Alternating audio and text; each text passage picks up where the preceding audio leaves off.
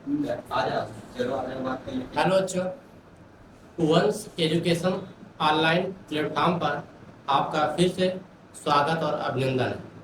मैं अनंत कुमार आप लोगों के सामने कक्षा 12 सामान्य हिंदी जो हमारा फर्स्ट चैप्टर पद में था पवन दूत का, जिसके अंतर्गत हमने आपको साहित्यिक परिचय और कुछ रचनाएं कैसे साहित्यिक परिचय लिखना है, कैसे बोर्ड में क्या पूछा जाए, ये सभी चीज़ें मैंने आपको बता दी।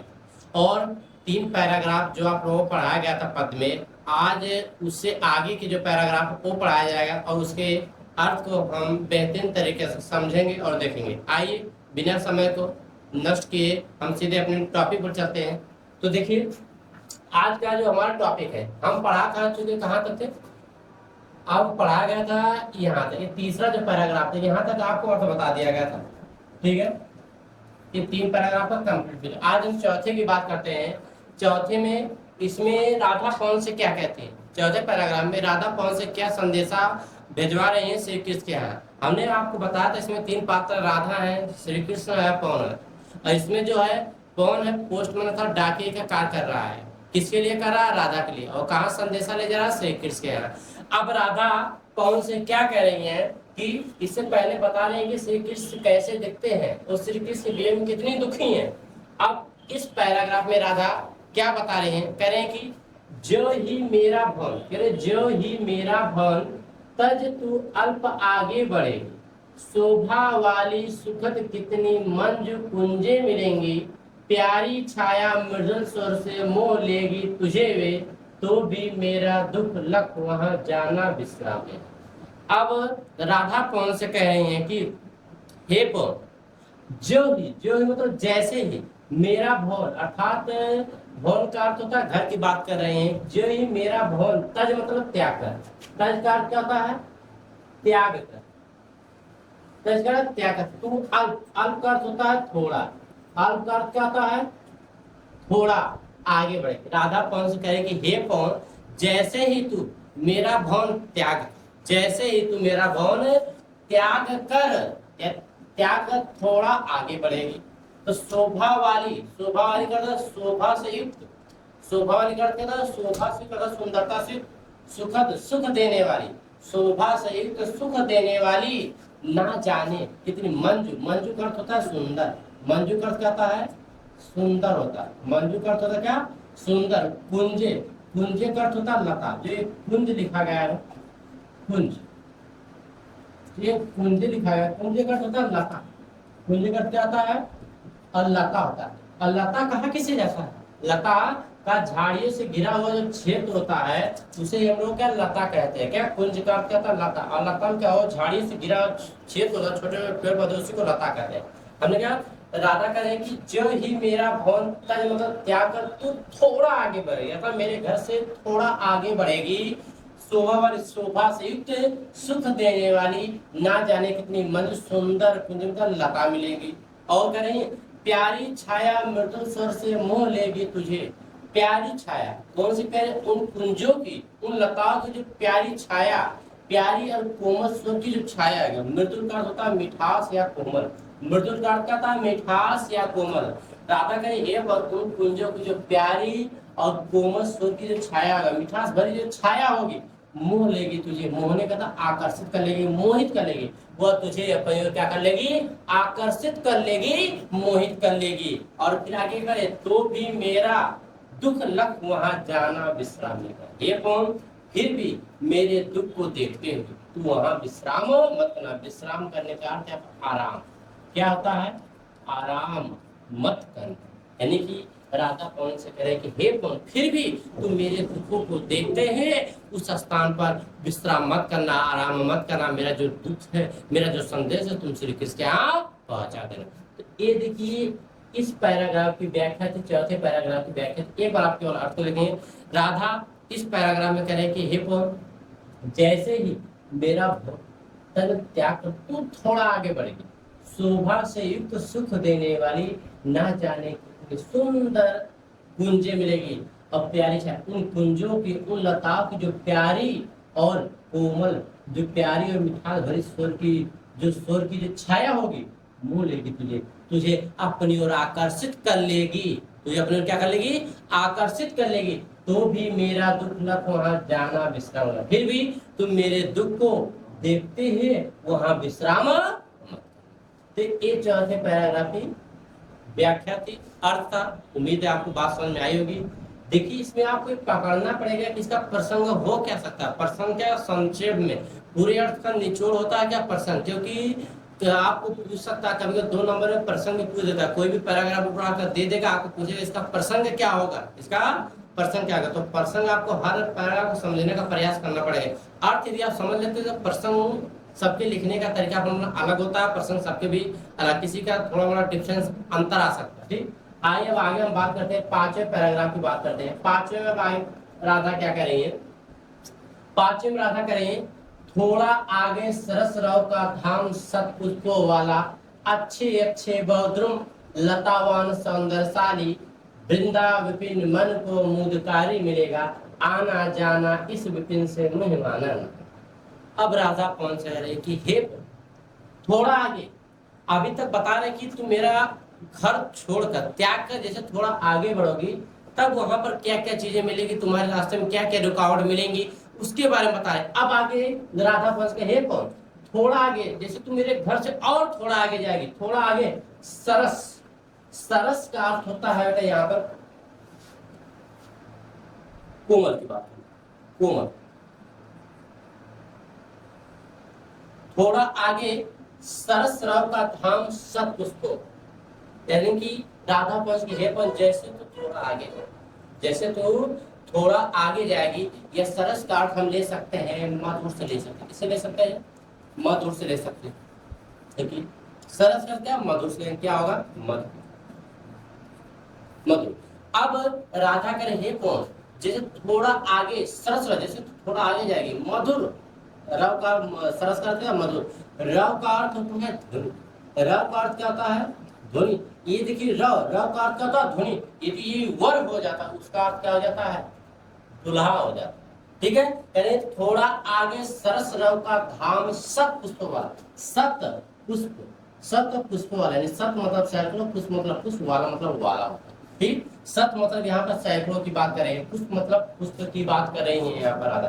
कहेंगे ये कौन जैसे तो थोड़ा आगे जाएगी, मधुर ध्वनि करता हुआ, यानी कि मधुर ध्वनि करता हुआ सैकड़ों पुष्पों वाला धाम, धाम का अर्थ होता स्थान या घर, धाम का अर्थ क्या होता स्थान, या कह लीजिए या क्या कह लीजिए आप घर कह लीजिएगा। ठीक है, राधा कौन से कह रहे कि ये कौन जैसे तो थोड़ा आगे जाएगी, मधुर ध्वनि करता हुआ सैकड़ों पुष्पों वाला धाम मिलेगा, अच्छे अच्छे बहुद्रुम लतावान सौंदर्य सारी, अच्छे अच्छे बहुद्रुम लतावान सौंदर्यशाली, और लतावान लता को धारण किए हुए, लतावान करते हैं लता को धारण किए, सौंदर्यशाली सुंदरता से भरपूर, सौंदर्यशाली करते हैं सुंदरता से भरपूर, सुंदरता से परिपूर्ण, सुंदरता से परिपूर्ण। आप क्या कहेंगे, लतावान, लता यानी कि लता, लता को धारण किए सुंदरता से परिपूर्ण, अच्छे अच्छे, बहु मतलब बहुत, ध्रुव मतलब होता वृक्ष,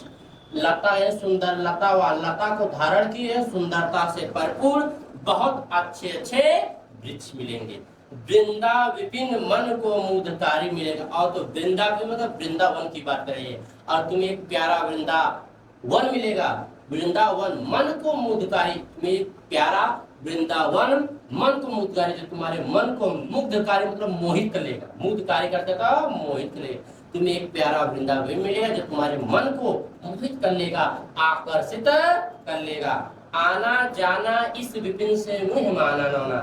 हे दादा कहे हे कौन, आना जाना उस प्यारे वृंदावन से आना और चली जाना, और मुह माना ना, मुह माना का मोहित मत होना, मुह माना का मोहित मत होना, आकर्षित मत होना। ये जो वृंदावन है इस वृंदावन को देखकर तुम उसको क्या आकर्षित मत होना, मोहित मत होना। ये 5वें पैराग्राफ की व्याख्या, एक बार केवल अर्थ हम देखेंगे। राधा पहुंच करी ये कौन, जैसे तुम मेरा त्याग और थोड़ा आगे बढ़ेगी, मधुर ध्वनि करता हुआ सैकड़ों पुष्पों वाला तुम्हें घर मिलेगा, स्थान मिलेगा, अच्छे अच्छे लता, अच्छे अच्छे बहुधुन लतावान सौंदर्यशाली, लता को धारण किए सुंदरता से भरपूर बहुत अच्छे अच्छे वृक्ष मिलेंगे, और तुम और तुम वृंदावन मन को मुग्ध दुखारी मिलेगा, और तुम्हें एक प्यारा वृंदावन तुम्हारे मन को मोहित करने वाला मिलेगा। आना जाना, तुम इस प्यारे वृंदावन से आना और चली जाना, लेकिन इस पर मोहित मत। ये पांचवें पैराग्राफ की व्याख्या थी। आइए अब आगे हम देखते हैं। अब आगे हम छठवें पैराग्राफ की बात करते हैं। छठवें पैराग्राफ में अब राधा पंच क्या करें, इसमें भी संदेशा भेजा है। अब करें जाते जाते, आप आगे ऊपर देखिएगा स्क्रीन पर, जाते जाते अगर पथ में क्लांत कोई दिखावे तो जाके सन्निकट उसकी क्लांतियों को मिटाना, धीरे धीरे परस करके गात उत्ताप होना, सदगंधों से सर्व जन को हर्षित सा बनाना। अब राधा कौन से करे कि ये जाते जाते अगर, जाते जाते अगर मतलब अगर की बात, पथ मतलब होता है रास्ता, पथ की बात कर रहे हैं, पथ मतलब मार्ग की बात करें या रास्ते की बात करें, पथ मतलब क्या है रास्ता, पथ मतलब क्या रास्ता। क्लांत मतलब होता है दुखी, क्लांत मतलब दुखी या थका हुआ, क्लांत का अर्थ दुखी या थका हुआ, क्लांत, क्लांत की बात है, क्लांत मतलब थका हुआ या दुखी, थका या आप कह सकते हैं दुखी, थका या आप क्या कह सकते हैं दुखी। जाते जाते अगर पथ में क्लांत कोई दिखावे, राधा पंच करे हे कौन, यदि रास्ते में जाते हुए तुम्हें कोई थका हुआ दिखाई दे, तुम्हें कोई थका व्यक्ति दिखाई दे, तो जाके सन्निकट, सन्निकट मतलब नजदीक या पास, सन्निकट उसकी क्लांति में, तो तू उस व्यक्ति के समीप चली जाना, सन्निकट तू उस व्यक्ति के समीप चली जाना और उसके क्लांति में, उसके थकान को, उसके दुखों को तुम क्या कर देना, मिटा देना, मिटाने का दूर कर देना। ठीक, और आगे धीरे धीरे प्रस करके गात उत्ताप होना, धीरे धीरे, धीरे धीरे मतलब आराम आराम से, स्लोली स्लोली, धीरे धीरे आराम आराम से, स्पर्श, प्रस मतलब होता स्पर्श करके, गात मतलब होता शरीर की, उत्ताप मतलब होता तपन को, गर्मी को, होना का होता मिटा देना। क्या कर देना, मिटा देना।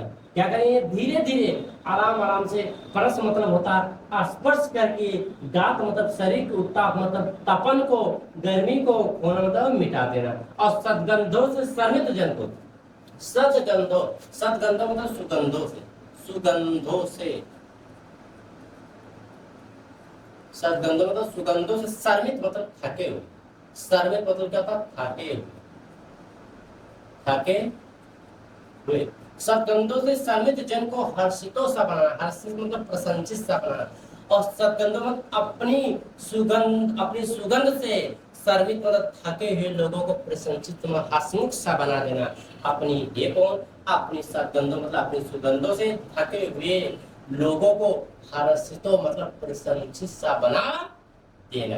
तो ये छठवें पैराग्राफ की क्या थी, व्याख्या। एक बार क्यों अर्थ देखिए, राधा कौन से कह रहे हैं कि हे कौन, अगर रास्ते में कोई तुम्हें थका हुआ व्यक्ति दिखाई दे तो उस व्यक्ति के समीप चले जाना और उसके थकान को, उसके कष्टों को, उसके दुखों को मिटा देना, और धीरे धीरे आराम आराम से स्पर्श करके उसके शरीर की जो तपन है, जो गर्मी है, उसको मिटा देना, समाप्त कर देना, दूर कर देना। सदगंधों से सर्वित जन को हर्षित बनाना, अपनी सुगंधों से, अपनी सुगंधों से थके हुए लोगों को प्रशंसित सा बना देना। ये छठवें पैराग्राफ की व्याख्या था, उम्मीद थी आपको समझ आएगा। सातवें पैराग्राफ की व्याख्या कर देते हैं। अब इसमें राधा कौन से क्या कर रही है, श्री कृष्ण संदेशा कह रहे हैं कि, और देखिए राधा बड़ी चतुर भी है, राधा इसमें क्या बड़ी चतुर भी है कि अपना संदेशा श्री कृष्ण के यहाँ पठवा तो रही है, और राधा ये बता भी रहे हैं कि और इसमें जो राधा ये बता भी रही है कि ये ऐसा नहीं है कि अगर तू मेरा संदेशा लेकर जा रहा है, रास्ते में जो है उसको बिखेर देना, उसको अस्त व्यस्त कर देना, ऐसा कुछ है। राधा यहाँ पर सभी का ध्यान रखते हुए भी इस चीज को बता रही है। अब आगे क्या करेंगे देखिएगा, करें कि लज्जाशील पथिक महिला करिए, लज्जाशील पथिक महिला जो कहीं दृष्टि आए, होने देना विकृत सुना तो ना तू सुंदरी को, जो थोड़ी भी शर्मित हुआ हो गोद ले श्रांति खोना, फोटो की और कमल मुख की मलानताएं मिटाना। अब करेंगे राधा, राधा कौन से करें कि हे अब सुनो मेरी बात, करें लज्जाशील, लज्जाशील का अर्थ आप बेहतरीन तरीके से समझते हैं। लज्जाशील का अर्थ होता है शर्मीली, लज्जाशील पथिक मतलब होता है रागी, महिला मतलब औरत। राधा पंच कह रही हे पर यदि तुम्हें रास्ते में कोई शर्मीली राहगीर औरत दिखाई दे, लज्जा से पति मेरा जो कहीं दृष्टि आए। राधा कौन से करें कि हे पौन, यदि तुम्हें रास्ते में कोई शर्मीली राहगीर औरत दिखाई दे या तुम्हें दृष्टि दृष्टि तुम्हारी पड़े, होने देना। विकृत मतलब होता है वस्त्र की बात करें, विकृत मतलब क्या होता है वस्त्र की बात करें। आप अपनी किताब लेकर और पेंसिल लेकर पास में बैठ जाए, जो जिन शब्दों के अर्थ को मैं बता रहा हूँ आप प्रयास करें उन शब्दों के अर्थ को वहीं पर लिख ले, ताकि अर्थ निकालने में आपको काफी सुविधा करें। होने देना विकृत वसना तो ना तू सुंदरी के, विकृत मतलब वस्त्र की, विकृत मतलब होता है बिखेना, वसना तो विकृत मतलब बिखेना, वसना मतलब वस्त्र की बात करें। तो ना तू सुंदरी, सुंदरी मतलब स्त्री के लिए प्रयोग हुआ है। राधा तो तुम सुंदरी के वस्त्रों को मत बिखेरना। किस सुंदरी के वस्त्रों को? जो रास्ते में तुम्हें कोई शर्मीली राहगीर औरत, कोई शर्मीली राहगीर औरत दिखाई दे तो शर्मीली राहगीर औरत के तुम वस्त्रों को मत बिखेर देना। अगर जो थोड़ी भी शर्मित, शर्मी मतलब थकी हुई हो, गोद ले श्रांति को। श्रांति मतलब होता है यानी कि संतावना देना, श्रांति होना मतलब होता है उसके दुखों को समाप्त कर देना, दूर कर देना। ठीक है, जो थोड़ी भी शर्मित, यदि वह थोड़ी भी थकी, यदि वह शर्मित थकी, यदि वह थोड़ी भी सकी गोद थकी हो, गोद में शांति तो उसे गोद लेकर उसके दुखों को समाप्त कर देना। गोद लेने का तात्पर्य यहाँ पर होता है कि अपने हवा के प्रभाव से, अपने हवा के प्रभाव से जो भीषण गर्मी हो, जो उसे तपन उसके शरीर में, उसको क्या कर देना है तो समाप्त कर, उसे शीतलता प्रदान करना। गोद लेने का तात्पर्य ये होता है, यानी कि जो थोड़ी भी शर्मित हुआ हो, गोद लेने वाला शर्मीली औरत थोड़ी भी थकी है तो उसे गोद लेकर क्या उसके दुखों को, उसके थकान को मिटा देना। होठों की और कमल मुख की मलानताएं मिटाना, होठों की और उसके होठों की और कमल के समान मुख की मलानताएं का अर्थ होता है जो उसके होठ जो सूख गए, जो होठों की जो झाइयां पड़ गई, जो चेहरे मुरझा गए हैं। मलानताएं मतलब वहां से शब्द होगा, यानी मुरझाए हुए हम कह सकते हैं मलानताएं का अर्थ होता है। होठों की और उसके होठों की और कमल के समान मुख की जो मलानताएं हैं उसको क्या करना तो मिटा देना, दूर कर देना। मलानताएं का कहने का तात्पर्य होता है कि जब भीषण गर्मी आप चलते हैं, आपके होठ क्या सूख जाते हैं, चेहरे पे झाइयां पड़ जाते हैं, ठीक है, इन सबको समाप्त करने की बात कर रहे हैं। ठीक है, उसको होठों की और कमल के समान मुख की जो मलानताएं हैं उसको क्या कर देना तो मिटा देना, दूर कर देना। उम्मीद है आपको 7वें पैराग्राफ की भी व्याख्या समझ में आ गई होगी। ठीक है, अब आगे हम 8वें पैराग्राफ की व्याख्या को देखते हैं। 8वें पैराग्राफ में अब राधा पवन से क्या करेंगे। और एक बात मेरी विशेष रूप से आप याद रखिएगा कि प्रत्येक शब्दों के अर्थ आपको आने चाहिए, क्योंकि बोर्ड परीक्षा में क्या करता है कभी काल कोई शब्द उठाकर दे देता, कहता है इसका अर्थ बताइए, तो 2 नंबर का केवल आपको वही पूछ देता। तो इसलिए प्रत्येक शब्दों के अर्थ आने में पेंसिल लेकर आप अर्थ अवश्य लिखिएगा, ये बात याद रख लीजिएगा, क्योंकि आप प्रश्नों को उत्तर आसानी दे सकते हैं। क्योंकि 5 प्रश्न पूछे जाते हैं, केवल व्याख्या 2 या 3 लाइन के रेखांकन की पूछता है और बाकी प्रश्न तो उसी से बना कर देंगे। इसलिए बातों को समझने का प्रयास करिएगा कि क्या बातें बताई जा रही हैं। ठीक है, और इस पंक्ति में किसके किसके बीच में वार्तालाप, कौन पंक्ति किससे कौन कह रहा है क्या बात, ये बात आप विशेष रूप से याद रखिएगा। अब आगे राधा क्या करिए देखिएगा। इस पैराग्राफ 8वें पैराग्राफ की हम बात कहते हैं, कोई क्लांता कृषक ललना खेत में जो दिखावे, धीरे धीरे प्रस उसकी क्लांतियों को मिटावे। जाता कोई जलद यदि हो योम में तो उसे ला, छाया द्वारा स्थित करना तप्त भूतांगना। अब राधा पंच करें, हे पवन, कोई क्लांता कृषक, क्लांता मतलब दुखी या थका हुआ, कृषक ललना, कृषक मतलब किसान, ललना मतलब स्त्री, किसान की स्त्री, कृषक किसान, ललना मतलब होता है स्त्री, कृषक का अर्थ होता है किसान।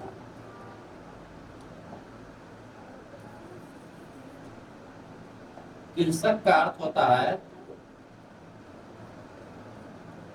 किसान, ललना मतलब स्त्री है, किसान की स्त्री कह रहे हैं, किसान की स्त्री। ठीक, कृषक ललना, क्लांता मतलब थका हुआ या दुखी, थका हुआ, थका हुआ।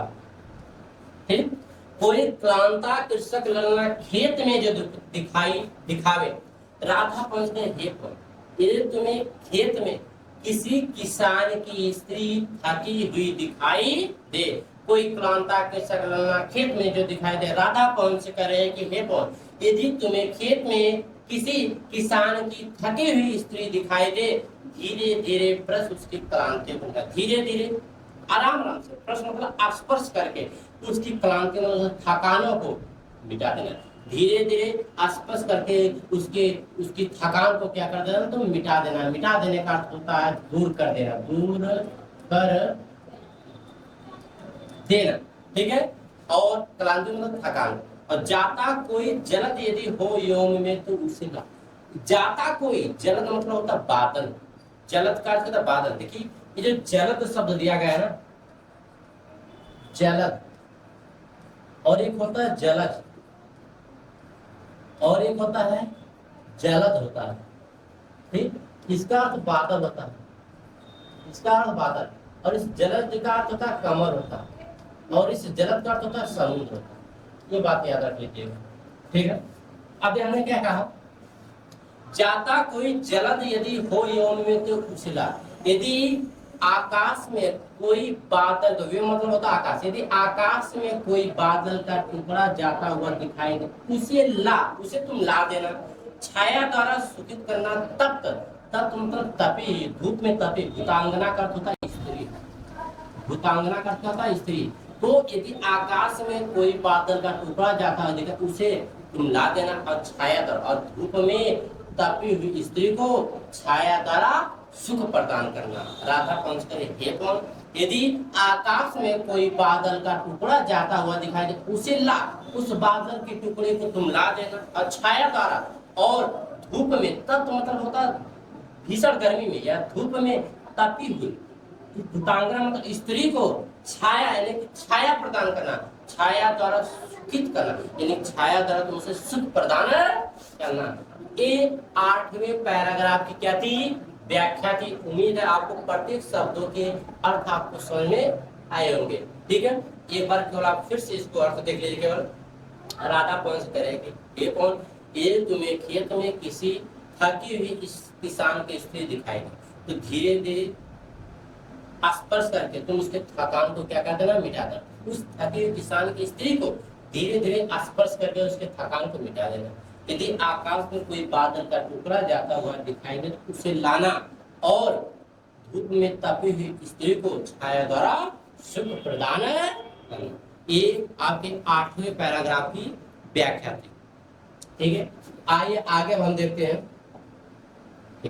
अब आगे राधा कौन से क्या करेगी, ये सब संदेशा भिजवाते समय, पढ़वाते समय राधा बता रहे कि रास्ते में क्या क्या तुम्हारे सामने कठिनाइयां पड़ेगी और क्या क्या चीजें आ सकती है। तुम किसी चीज से कोई क्षति मत पहुंचा, यानी कि बस आराम से किसी को कष्ट ना पहुंचाते। मेरा जो संदेशा है, ठीक है, मेरा जो श्री कृष्ण के प्रति जो दुख है, ये सभी चीजें जो क्या तुम जाकर आराम से बताना, किसी को बिना कष्ट पहुंचाए। अब आगे राधा कह रहे हैं कि अब मथुरा नगरी की बात कर रही है। अब आगे राधा क्या करें, मथुरा नगरी की। अब आगे यहाँ से जो है राधा मथुरा नगरी की सुंदरता के विषय में बताएंगे। अब मथुरा नगरी दिखेगी कैसे, जब तुम वहां पहुंचेगी तो क्या क्या चीजें देखने को मिलेगी। उस भव्य नगरी मथुरा की सुंदरता को देखकर तुम मोहित हो जाएगी। अब आगे यहाँ से यही बताएंगे। अब क्या करें, जाते जाते पहुंच मथुरा धाम में सुता हो, न्यारी शोभा वर नगर की देखना मुग्ध होना।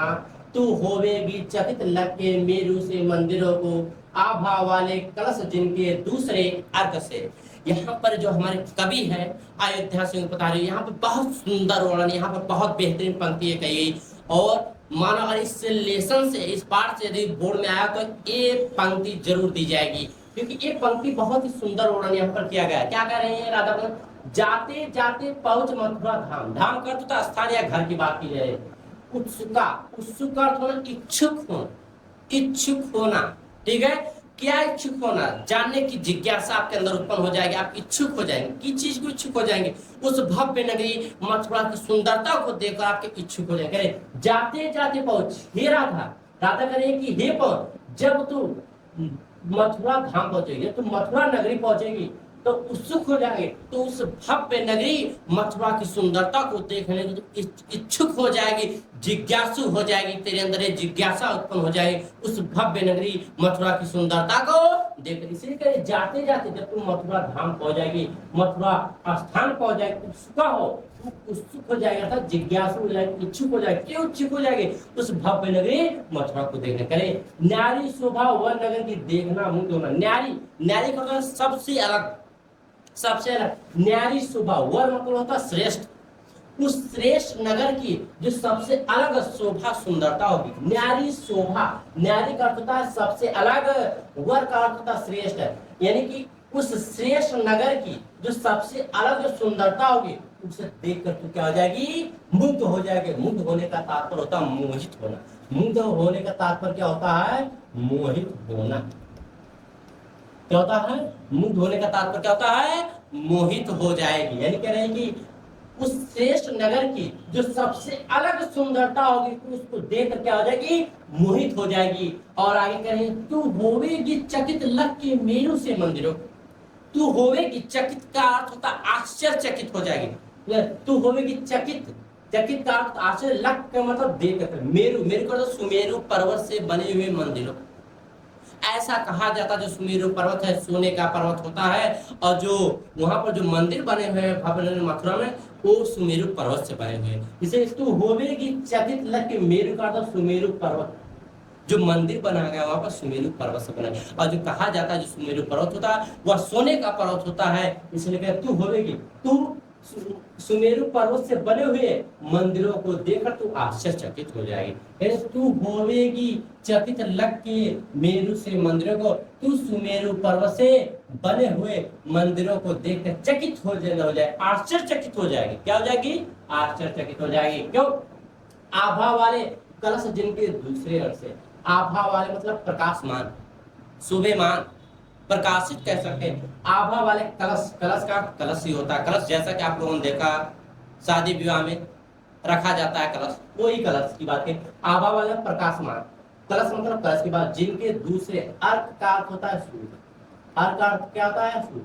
उन मंदिरों पर जो कलश रखे गए हैं वह सूर्य के समान क्या प्रकाशित हो रहे हैं, शोभमान हो रहे हैं। कह रहे आभा वाले कलश जिनके दूसरे अर्थ से हैं, उन मंदिरों पर जो कलश रखे गए हैं वह सूर्य के समान क्या प्रकाशित हो रहे हैं। ये बात आपको समझ में आ गई। ये हमारा जो 9वां पैराग्राफ, ये हमारा क्या था? ये 9वां पैराग्राफ। इस 9वां पैराग्राफ आपको उम्मीद है यहाँ तक आपको बातें समझ में आ गई होंगी। ठीक है, आप आगे जो 10वें पैराग्राफ की बात करते हैं इसको हम कल यानी कि नेक्स्ट वीडियो में आपको बताएंगे कि आगे इसकी व्याख्या क्या होगी। और इससे पहले जितने भी पैराग्राफ बताया जाता है इसमें यदि कुछ सुझाव आप देना चाहते हैं सुझाव दीजिएगा। यदि कुछ कमियां हैं तो भी आप बताइए कि मैं उसको मैं परिवर्तित करने का प्रयास करूंगा ताकि आपको बेस्ट दे सकूं। जो भी जितना हो सकेगा बेहतर तो मेरा हमेशा बेस्ट देने का ही है। फिर भी यदि कुछ परिवर्तन आप चाहते हैं तो बताइएगा, या कुछ दिखते हो वो भी आप बताइए। आज के लिए इतना ही, धन्यवाद।